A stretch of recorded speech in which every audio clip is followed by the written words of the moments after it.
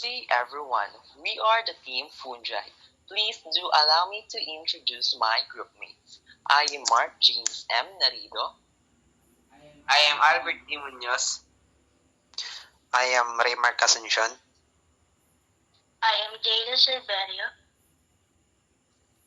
I am Nina Andrea Dumpit. I am Stephanie May Arbolante. And I am Kimberly Cocatano. We're here to discuss all about fungi.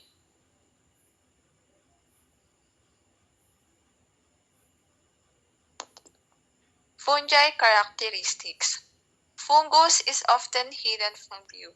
It grows through its food source, substratum, excretes extracellular digestive enzymes, and absorbs dissolved food. Ang fungi ay sumisipsip at nagme-metabolize ng iba't ibang natutunaw na carbohydrates tulad ng glucose, xylose, sucrose, at fructose. Indeterminate clonal growth. Vegetative phase of fungus is generally sedentary. Fungi can move around, so they make spores that are like seeds. The spores spread through air, water, animals, also in clothes, kung saan nakakahanap ng bagong lugar para lumaki. Cell wall present composed of cellulose or chitin. Food storage generally in the form of lipids and glycogen. Eukaryotes, true nucleus, and other organelles present. Animals, plants, also fungi are the most familiar eukaryotes, and it represents as a small minority of the number of organisms. It can produce both asexually through mitosis and sexually through meiosis and gamete fusion. All fungi require water and oxygen. Fungi grow in almost every habitat imaginable as long as there is some type of organic matter present and the environment is not too extreme. Fungi play a crucial role in the balance of ecosystem. They colonize most habitats on Earth, preferring dark and moist conditions. Fungi are not obvious in the way large animals or tall trees appears. Yet, like bacteria, they are the major decomposers of nature. With their versatile metabolism, fungi break down organic matter, which would not otherwise be recycled. Diverse group number of described species is somewhere between 69,000 to 100,000. Estimated of 1.5 million species in total.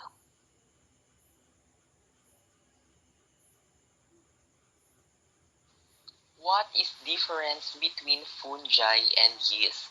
The main difference between yeast and fungi is that yeast is unicellular, rounded-shaped organism, whereas fungi is multicellular organism with filamentous hyphae. Yeast is a type of fungi. The multicellular filamentous hyphae of fungi are called mold. Most mold can be seen with the naked eye in various colors. They are classified as eukaryotes. Fungi can be divided into two basic morphological forms. It is the yeast and hyphae. Yeasts are unicellular fungi which reproduce asexually by blastoconidia formation, or fission. Hyphae are multicellular fungi which reproduce asexually and sexually. So ayun, ang pangunahing pagkakaiba daw po ng yeast at fungi. Ang yeast ay unicellular, isa itong rounded shape na organism. At ang fungi naman ay isang multicellular organism na may filamentous hyphae. At ang yeast ay isang uri ng fungi. At ang mga filamentous hyphae fungi, ito yung tinatawag nating amag. At ang mga yeast ay mga unicellular fungi na asexual na nagpaparami sa pamamagitan ng blastocomedia formation of fission hyphae ay multicellular fungi na asexually or sexually.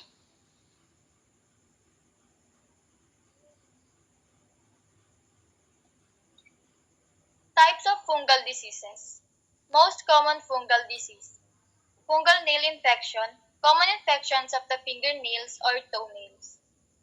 Most fungal nail infections are not serious. However, some people may experience pain or be bothered by the appearance of their nails. Fungal nail infections may cause nails to become discolored, thick, fragile, or cracked. The nail may also become separated from the nail bed. Nakuha or nahawang fungal nail infections kapag ang fungi ay nagkaroon ng skin-to-skin contact with someone who has a fungal infections, such as athlete's foot or ringworm on their hands. Number 2, vaginal candidiasis, caused by the yeast Candida, also called a vaginal yeast. So yung candida is normally live on skin and inside the body, such as in the mouth, throat, gut, and vagina, without carrying any problems. Candida can cause an infection if conditions change inside the vagina to encourage its growth. The most common way that healthcare providers test for invasive candidiasis is by taking a blood sample from the infected body site and sending it to a laboratory to see if it will grow candida in a culture. Ringworm, a common fungal skin infection that often looks like a circular rash. So yung ringworm is fungal infections, looks like a rash. They called it ringworm because of its ring shape. Ringworm is itchy and has a color red. Anyone can get ringworm. As you can see on the screen, our topic today is fungal disease that affect people with weakened immune system. So weakened immune system can fight off infection as well due to condition such as HIV, cancer, organ transplant, or certain medication. Aspergillosis, an infection caused by Aspergillus, a common mold that lives indoor and outdoors. So, ang ano niya cause is mold sa type of fungus. So, paano natin to may iwasan? Avoid that involves soil or dust. So, and paano ito nag-i-spread? Example na lang ng during renovation or construction. Basically, outbreaks of continuous infection that trace to contaminated. Number 2 is Candida auris infection, emerging often multi-drug resistant fungus found in healthcare setting that present a serious global health threat. So, yun din yung cause siya ng yeast. So, normally lives inside the body in places such as mouth, throat, and gut, and also vagina. So, number 3 is invasive candidiasis, a serious infection that can affect the blood, heart, brain, and eyes, bone, and other parts of the body. So, yun din. Yung cause rin siya ng yeast. So, napaka-serious talaga nito. So, yung number 4 is candidiasis. Candida normally lives inside the body and the skin without causing any problem, but can cause infection if it grows out of control or it enters deep of the body. So, yeast din siya. So, paano ba yung nagka-cause? In particular foods like sugar, dairy products, and processed meats, and alcohol. So, nagkakos din siya ng infection. Ayun yung tinatawag na cold na thrush. So, number 5 is Cryptococcus neoformans infection. Can affect the brain, causing meningitis, and is more likely to affect people with HIV or AIDS.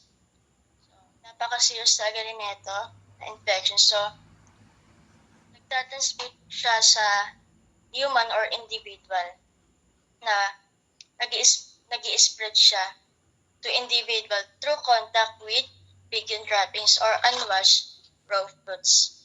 So, yung number 6 is mucormycosis, a rare but serious infection caused by a mold called mucormycetes.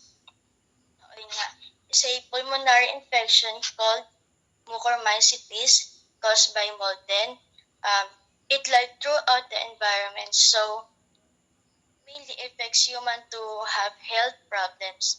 So, the last po is tularomycosis caused by a fungus that lives in Southeast Asia, southern China, or eastern India. Ayun nga, nagtransmit siya to human through inhalation of spores from soil. Yung basically na symptoms nun is fever, general discomfort, weight loss, mga difficult in breathing, swelling of the liver and spleen, and last is diarrhea.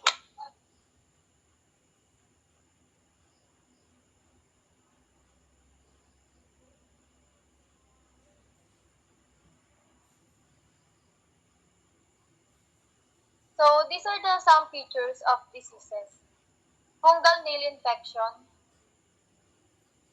vaginal candidiasis, ringworm, candida, blastomycosis, Cryptococcus gatti infection, paracoccidioidomycosis, coccidioidomycosis or valley fever, histoplasmosis. We conduct some videos that related to fungi diseases. The most common methods used either to kill or to reduce the growth of the microorganism are the application of heat, the removal of water, the lowering of the temperature during storage, the reduction of pH, the control of oxygen and carbon dioxide concentration, and the removal of nutrients needed for the growth. For example po is, kunyari sa pagkain, bagong luto siya, tapos kapag tinakpan mo agad siya, nagkakaroon siya ng moist. And then, yung moist na yun is, pwede siyang pagmulan nung mold kapag natuyo siya. Tapos, ang mold is a part of a fungi. Kaya kapag yung mold is nabuo, tapos na-consume natin yung pagkain, magkakaroon ng hindi magandang epekto sa katawan natin.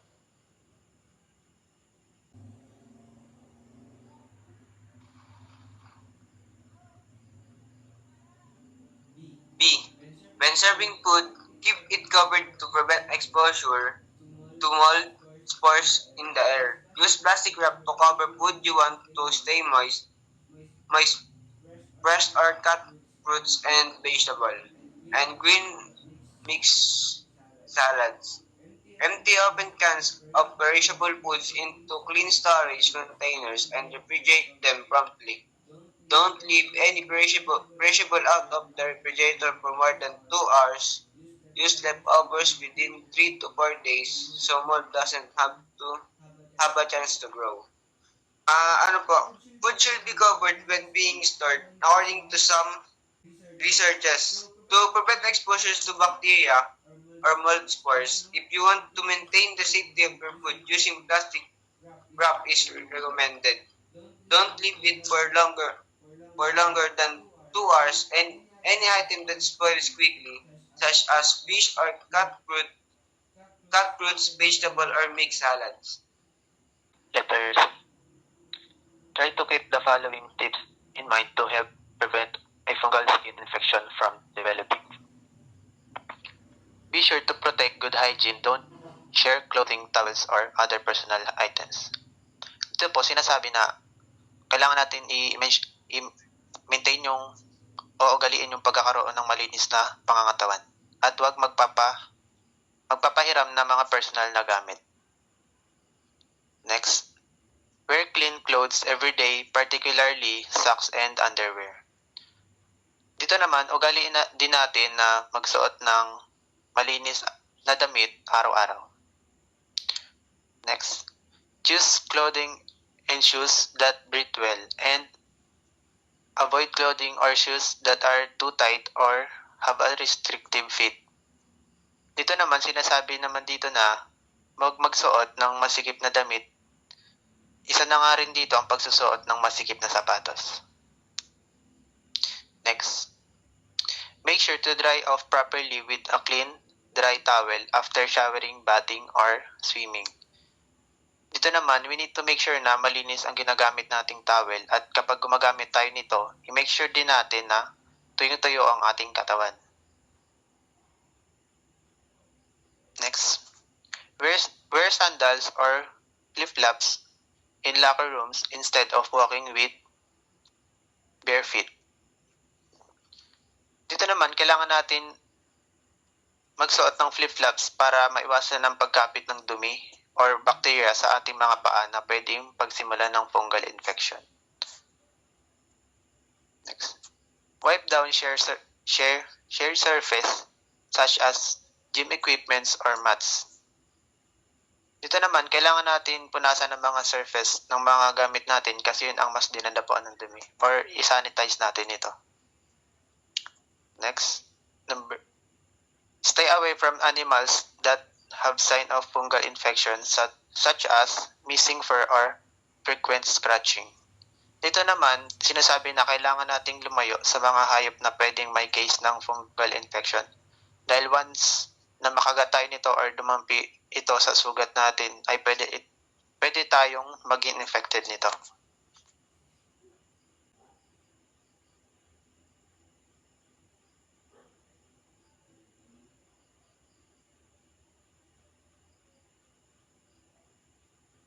Again, we are the group Team Fungi, and that's all. Thank you.